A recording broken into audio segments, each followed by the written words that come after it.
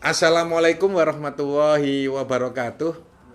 Sahabat-sahabat, hari ini ketemu lagi dengan tukang membaca pengalaman rohani teman. Semoga ini pengalaman ini juga menambah khazanah untuk teman, untuk cara berpikir yang lebih positif, yang berpikir lebih arif. Siapapun Anda, siapapun kalian, jangan pernah menolak ilmu apapun, apalagi itu ilmu-ilmu yang didapat dari satu pengalaman rohani. Anda bisa menganalisa, ya. Anda boleh menghubung-hubungkan dengan wawasan Anda. Ingat, wawasan Anda kadang-kadang lebih banyak dicekoki oleh kitab-kitab yang dikarang oleh manusia. Dan kitab yang dikarang oleh manusia itu kebenarannya adalah kebenaran nisbi. Ya, boleh jadi ini dari pengalaman teman saya.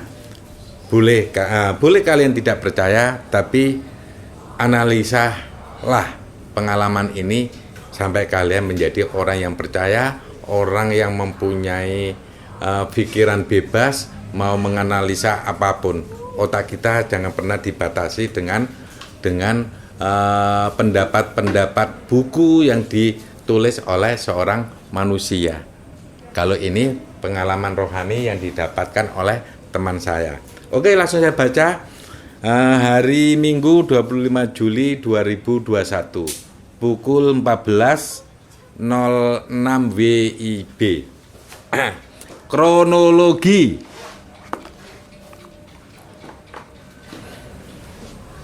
Saya hendak melanjutkan komando untuk membaca buku tentang cabang konsep 5 nominasi terbaik. 5 nominasi ini ada di kerangka raga, dan 5 nominasi ini memimpin cabang-cabang konsep Tuhan yang lain. 5 nominasi ini juga konsep dari Tuhan juga, tapi karena menang sayembara, maka 5 nominasi ini yang dikatakan yang terbaik dari seluruh cabang-cabang Tuhan. Sebelumnya telah terbuka cabang konsep dari pemimpin dunia. Cabang konsep dari pemimpin dunia, yaitu pengangguran yang tidak patuh dan patuh. Selanjutnya saya mengajukan anak cabang konsep kepada Panglima Langit dan Bumi. Saya terhubung kepada Panglima Langit dan Bumi. Terlihat dia sedang memperbesar cahaya dalam tubuhnya. Saya menyapanya dan menunggunya untuk melihat. Panglima Langit dan Bumi berkata, "Sebentar ya." Saya menjawab, "Iya." Nah, ini teman saya terhubung dengan Panglima Langit dan Bumi. Malah lebih jos daripada Sunan Kalijogo, ya. Panglima Langit dan Bumi loh, ya lebih jos juga dari nabi-nabi sebelumnya. Siapa Panglima Langit dan Bumi? Itu nanti kalian bisa berkenalan kalau kalian sudah melakukan perjalanan rohani. Siapa dia? Setelah selesai, Panglima Langit dan Bumi berkata, "Ada apa?" Saya menyampaikan kepada Panglima Langit dan Bumi, "Bagaimana kalau kita melanjutkan lagi untuk membaca anak cabang konsep?" Panglima Langit dan Bumi menjawab, "Boleh, kita akan berangkat ke sana." Saya menawarkan anak cabang yang mana yang harus dibuka. Panglima Langit dan Bumi menjawab, "Manusia suci juga boleh." Akhirnya saya menunjukkan kepada Panglima Langit dan Bumi bahwa cabang konsep dari manusia suci yang diajukan oleh raga adalah pembalik posisi atau penata posisi. Ini teman saya mengajukan usulan dari raga untuk di manusia suci. Coba nanti 10 cabang itu coba yang pembalik posisi atau penata posisi. Begitu. Saya diminta Panglima Langit dan Bumi untuk menyatu dengannya.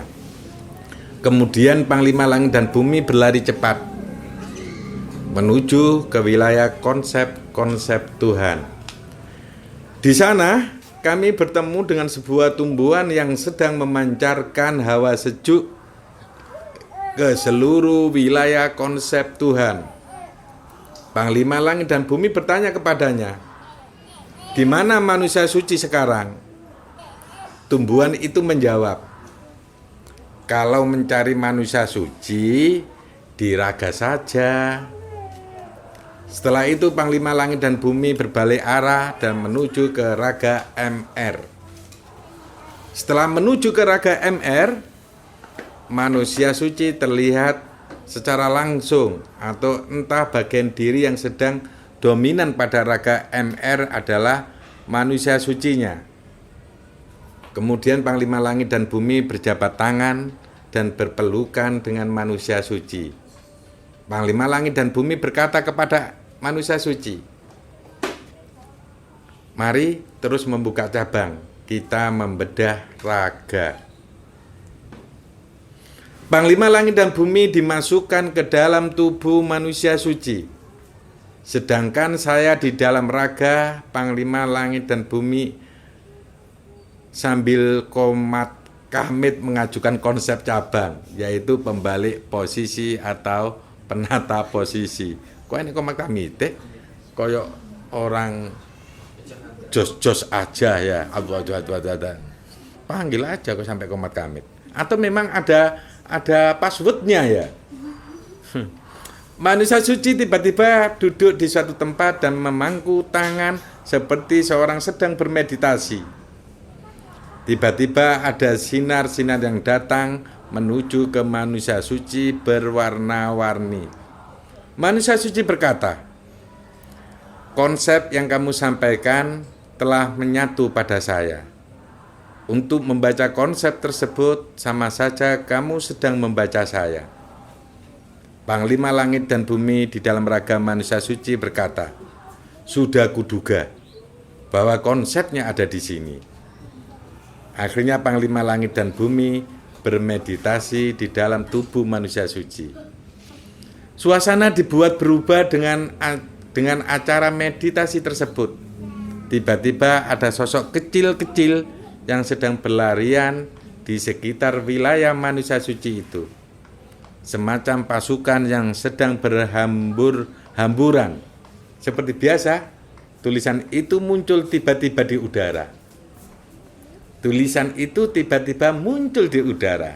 Diingat, ini baru ada pengalaman teman melihat tulisan itu tiba-tiba muncul. Lah tulisan itu tulisan yang bagaimana?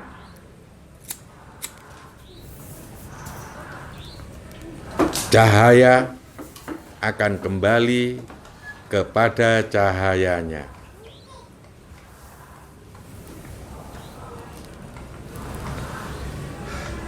Mereka yang telah hadir dalam peradaban ini adalah para pasukan yang dinantikan oleh manusia suci sebagai pasukan yang siap untuk disucikan dan menyalurkan konsep kesucian.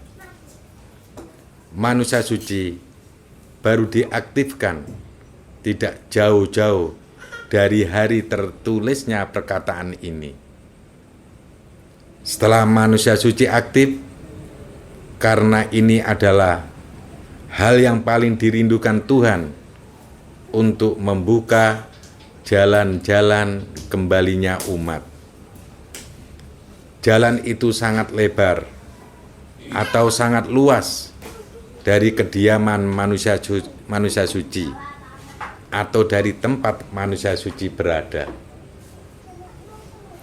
Selain itu, manusia suci juga dititipkan sebuah power untuk penataan umat. Kembalinya umat dan penataan pada tempat kebebasan. Baru tadi ini ya. Nah ini.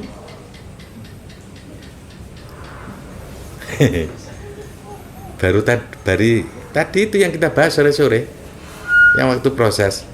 Selain itu manusia suci juga dititipkan sebuah power untuk penataan umat, kembalinya umat dan penataan pada tempat kebebasan.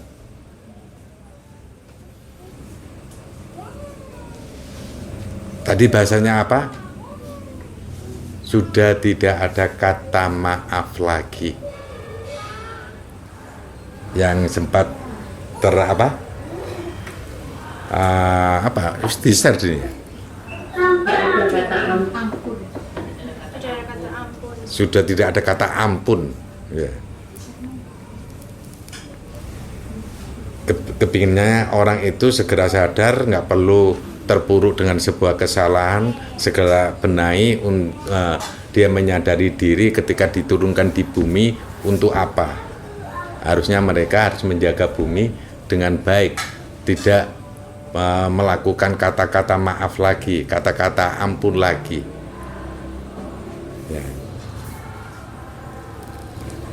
Manusia suci dipercaya dan diyakini menyambut kedatangan umat dengan kebahagiaan, sehingga dengan penyambutan yang bahagia itu seluruh umat terangkai dengan penuh keindahan, kedamaian, dan keharmonisan.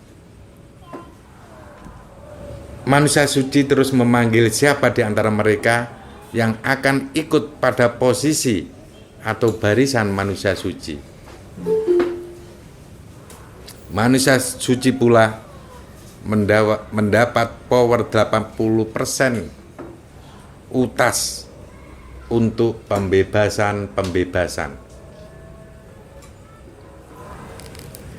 20%-nya adalah kolaborasi energi Tuhan tertentu yang mengajukan tentang kebebasan. Manusia suci sering dipanggil oleh utas untuk regenerasi power terbaru dari utas. Bentuk-bentuk penyelamatan sangat dibaca oleh manusia suci. Pintu manusia suci tidak pernah tertutup. Gerbang tersebut selalu terbuka. Tapi mengapa yang datang seperti sebuah air yang terhambat jalan masuknya atau alirannya? Sepertinya kawanku Walidat juga sedang lelah di sana. Mengantar umat menuju kepadaku sebenarnya hal yang mudah. Tetapi efeknya baru bisa dirasakan setelah membawa umat itu. Memang rata-rata setelah membawa umat ke 7 memang ada efek di raga. Makanya teman-teman yang sampai ke 7 itu perlu ada dialog. Jadi itu sebenarnya dialog itu untuk mengurangi efek. Makanya dulu kalau sudah sampai ke 7 biasanya Umi dan Raga itu biasanya sakit remek kabeh setelah mengantarkan orang ke 7. Manusia suci akan bekerja mengiringi Walidat. Manusia suci berusaha meyakinkan Walidat bahwa apa yang dia lakukan tidaklah sia-sia. Dan yang dilakukan oleh Walidat adalah pekerjaan yang tidak dapat diganti oleh apapun. Jadi Walidat ini pengantar kalian untuk sampai kepada Tuhan kalian. Manusia suci melakukan pekerjaan-pekerjaan yang selalu meyakinkan teman konsepnya yang lain. Itulah yang menjadi target manusia suci yang kedua. Setelah target pertama, yaitu membahagiakan Tuhan dan umat yang sudah datang atau maupun yang belum datang. Jadi setelah target pertama yaitu membahagiakan Tuhan dan umat yang sudah datang maupun yang belum datang. Jadi manusia suci ini membantu target keduanya adalah apa? Iya, melakukan pekerjaan-pekerjaan yang selalu meyakinkan teman konsepnya yang lain untuk diyakinkan dulu. Baru yang kedua memang manusia suci itu target pertama membahagiakan Tuhan dan umat yang sudah datang maupun yang belum datang. Manusia suci juga sebuah konsep yang dapat merasakan konsep-konsep cabang yang lain. Hambatan apa yang terjadi padanya? Manusia suci diberi kemampuan merasakannya. Oleh sebab itu, manusia suci telah terbiasa mendengar sebuah masalah. Manusia suci akan menjadikan sebuah permasalahan sebagai kunci kebebasan. Dia tidak akan meragukan hal itu. Ada yang ditebali, bahasanya siapa ini? Bahkan Uta sendiri ketika memanggilku, dia selalu mencari gara-gara denganku. Aku sering diberi jebakan olehnya, dan aku senang dengan jebakan Utas. Selalu aku bilang kepadanya, setelah aku menyelesaikan jebakannya, mana kunci kebebasan? Aku tidak akan meninggalkanmu jika tidak menemukan kunci kebebasan itu. Usaha manusia suci kepada Utas pun belum berakhir. Masih banyak hal yang ingin diambil oleh manusia suci kepada Utas. Jika terlihat Utas sedikit bertingkah lagi, maka manusia suci akan mengejarnya. Manusia suci dijuluki sebagai pengejar Utas yang handal. Manusia suci. Begitu ceritanya Tiffany. Ini judul atau apa ini? Ya. Jika manusia suci terpilih titik-titik. Apa di antara umat Tuhan yang mau berlomba-lomba menjadi manusia suci? Umat Tuhan rata-rata ingin disucikan. Mereka tidak membayangkan atau bisa jadi kabar mustahil bahwa umat mempunyai keinginan menjadi manusia suci tersebut. Saya ulang lagi, umat Tuhan rata-rata ingin disucikan. Mereka tidak membayangkan atau bisa jadi kabar mustahil bahwa umat mempunyai keinginan menjadi manusia suci tersebut. Bahasa ini ditulis dan disampaikan dengan gambaran Maha Suci yang mempunyai konsep manusia suci, bukan manusia suci yang diterjemahkan Tuhan yang lain. Bukan manusia suci yang diterjemahkan Tuhan yang lain. Manusia suci membuat konsep, Maha Suci membuat konsep manusia suci. Tidak ada Tuhan yang dapat membaca pikiran manusia suci. Ingat, tidak ada Tuhan yang dapat membaca pikiran manusia suci. Karena di otak manusia suci adalah memikirkan apa yang belum terpikirkan. Namun para Tuhan mampu mengikuti apa yang dipikirkan manusia suci. Bahkan mereka sebaiknya mengikuti. Manusia suci ingin menyampaikan secara tidak langsung rencana-rencana Utas. Karena manusia suci telah terbiasa membaca permainan Utas tersebut. Utas ini adalah awal. Ya, adalah awal. Gitu aja cluenya ya. Utas itu yang satu, baru disebut satu karena ada dua.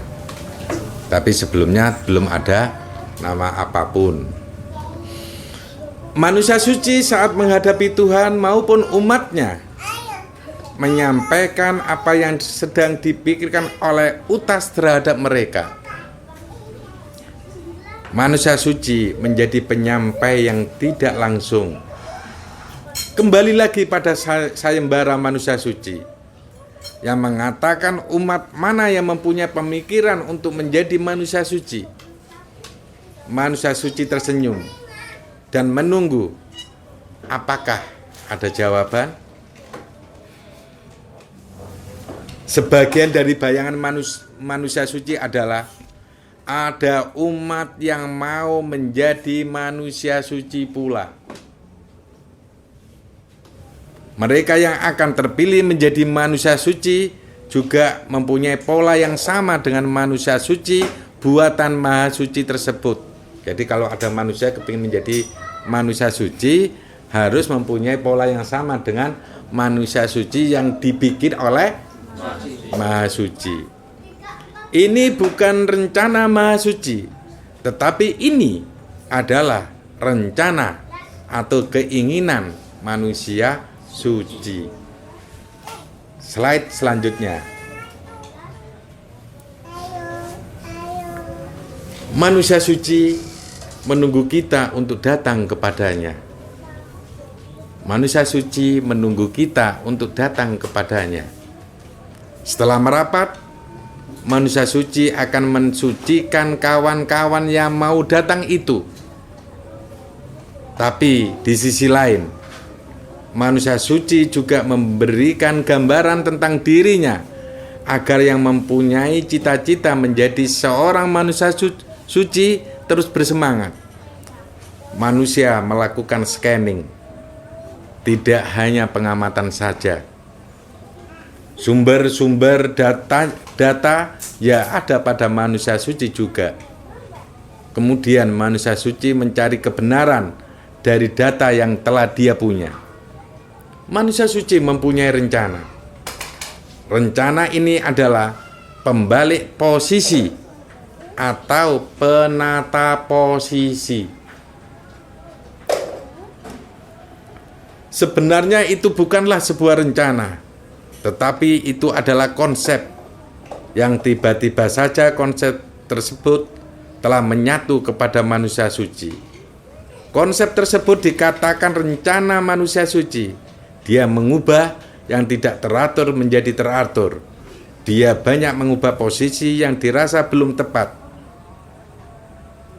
Begini caranya. Slide selanjutnya.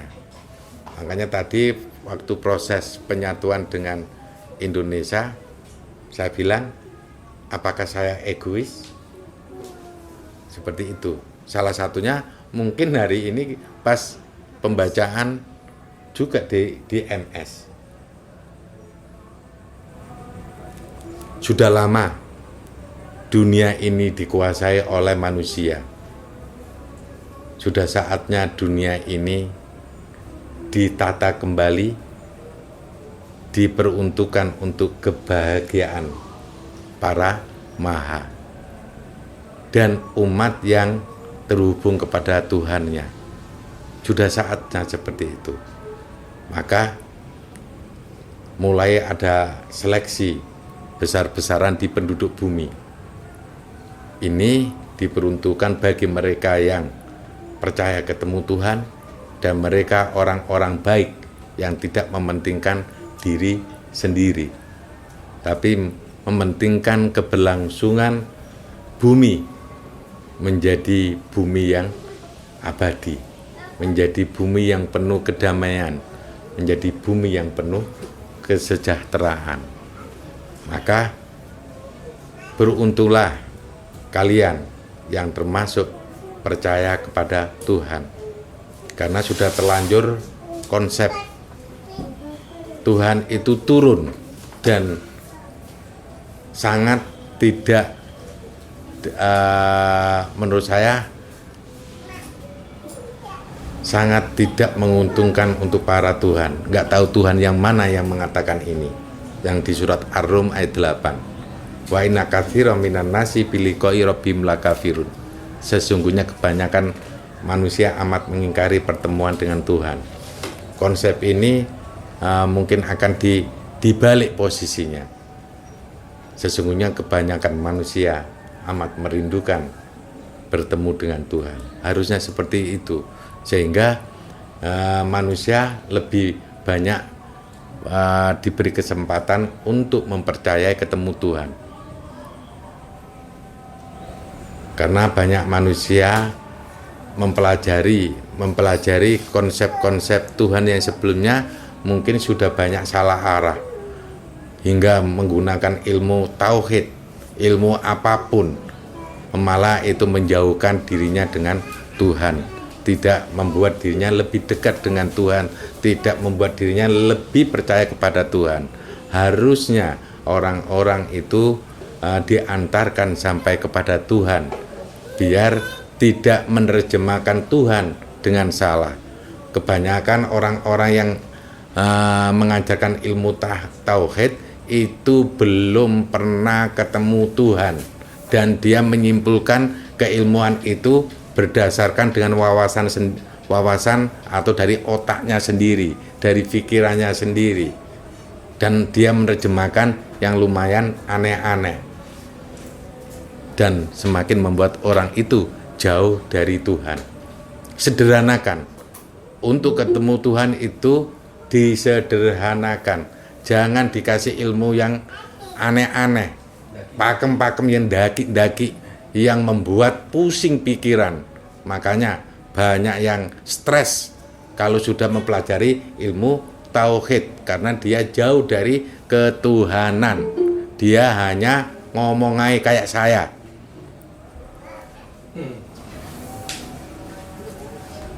Ya, tapi ngomong aja ya perlu ada rasa yang betul, jangan asal ngomong aja. Ngomongnya itu asal ya, asal ngomong ya. Oke, tadi begini caranya. Slide selanjutnya, pembalik posisi atau penata posisi.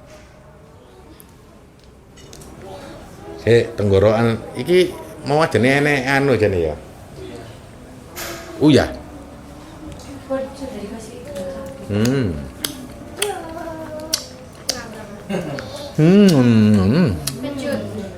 Asin. Gimana? Enak.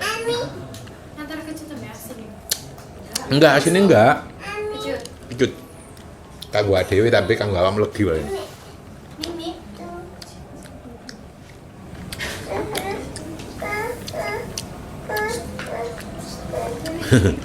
Piye ngene iki kok mbok potong Din ya? Iya, kok ganggu masalah nih. Mosok anu mangan ngene nanas. Belum tentu sih, kadang-kadang saya biarkan. Oh, dibiarkan. Waduh. Ini cuma mangan mangan kok di tengah-tengah membaca.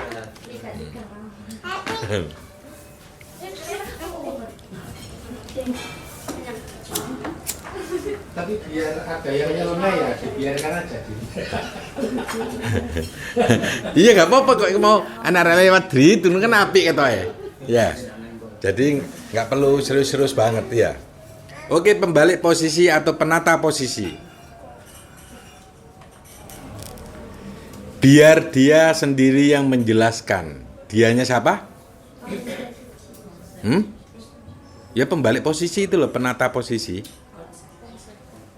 Ya, biar dia sendiri yang menjelaskan. Itu artinya bukanlah manusia suci yang menjelaskan rencananya, tetapi rencana itu yang menjelaskan terhadap dirinya sendiri. Ya, sekarang kita kepada konsep pembalik posisi.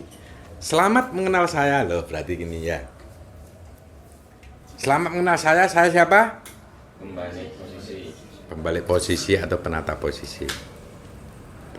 Ya, yang berada di dalam tubuh manusia suci. Selamat mengenal saya yang berada di dalam tubuh manusia suci. Awalnya saya masuk ke dalam manusia suci berupa lembaran yang tertulis. Jadi berupa lembaran yang tertulis baru masuk ke manusia suci. Lembaran-lembaran tersebut sangat banyak dan selalu terisi setiap saatnya. Siapa yang mengisi lembaran tersebut? Bukanlah Tuhan saya. Yang mengisi lembaran itu adalah kalian semua yang ingin berbenah. Pada lembaran tersebut adalah berupa catatan tentang kalian semua. tiba-tiba tertulis begitu saja. Saya memang senang mengetahui perkembangan. Akhirnya saya mempunyai tugas mendokumentasikan tentang perkembangan kalian semua yang belum terjadi, sedang terjadi, atau yang telah terjadi. Itu sangat menarik. Bagi saya, mengetahui tentang perkembangan kalian bukanlah sebuah pekerjaan yang melelahkan. Itu menjadi power saya. Menjadi power manusia suci dalam membimbing umat juga. Saya mendapat julukan konsep yang tidak tahu diri. Sebab selalu memperkirakan kemungkinan yang terjadi ke depan terhadap kalian. Bukankah itu melanggar takdir? Tidak. Tidak ada ceritanya konsep melanggar takdir Tuhan. Sebab Tuhan sendiri yang menyatakan bahwa Tuhan juga ingin dibenahi oleh konsepnya. Beberapa konsep sama seperti saya.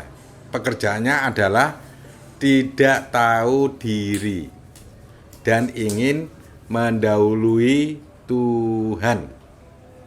Kami bisa menjadi pembanding bagi Tuhan sebelum atau ketika Tuhan melaksanakan rencananya.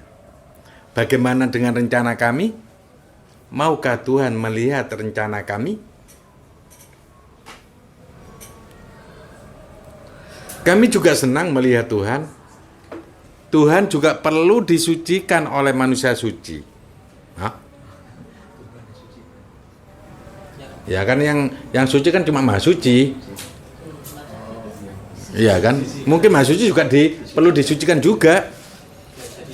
Iya. Maha Suci bersanding dengan manusia suci juga agar dia selalu disucikan. Wow.